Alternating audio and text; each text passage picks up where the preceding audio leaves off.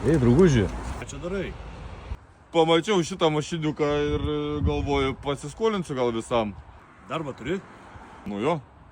Tai kokias problemos? Pildom lizingą ir automobilis tavo? Nu davai.